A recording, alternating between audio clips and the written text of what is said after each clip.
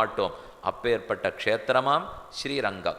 ஆழ்வார்கள் அனைவராலும் பாடப்பட்ட ஊர், சரணாகதி அனுஷ்டித்த ஊர். திருமங்கையாழ்வார் பற்றினார், நம்மாழ்வாரே பாடுகிறார்.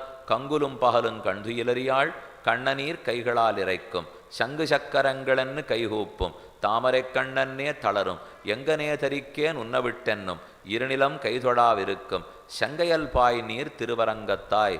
ஸ்ரீரங்கத்துக்கு ஏற்றமே உபய காவேரியால தான். கொள்ளிடத்தாலேயும் காவேரியாலையும் ஸ்ரீரங்கத்துக்கு ஏற்றமா? ஸ்ரீரங்கத்தினால காவேரிக்கு ஏற்றமா? என்ன சொல்ல? ஒரு தடவை நதிகளுக்கெல்லாம் போட்டி. பிரம்மாவிடத்தில் போய் யார் உயர்ந்தவர்னு பேசிண்டா. எல்லாத்த விட கங்கை தான் உசந்தவள் சொல்லிடுவார் இல்லையோ. நம்ம பாரதத்துக்கே கங்கை தான் உயர்ந்த நதி சொல்லிட்டார். காவிரிக்கு பொறுக்கலே, நான் என்ன மட்டமா என்று மறுபடியும் கோரமாக தபஸ் புரிந்தாள். பிரம்மா வரம் கொடுத்தார். சரி, கங்கையின் நீயும் சமம், ரெண்டு பேரும் நீங்கள் உனக்கு என்ன பெருமையோ அதான் கங்கைக்கும், ரெண்டு பேரும் சமம்னார். அவளுக்கு பிடிக்கல. கங்கையை விட நான் உயர்த்தின்னு பட்டம் வாங்கி ஆகணும். திரும்ப கடுந்தவம் போயிருந்தாள்.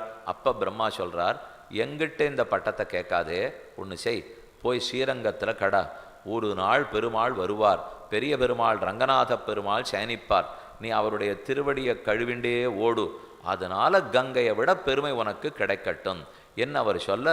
என்னைக்கு இந்த பெருமாள் விமானத்தோட கீழே இறங்கினாரோ உடனே தென்னீர் பொன்னி திரைக்கையால் அடிவருளப் பள்ளி கொள்ளும் கருமணைய கோமளத்தை கண்டுகொண்டு என் கண்ணிலகளென்னுகளோ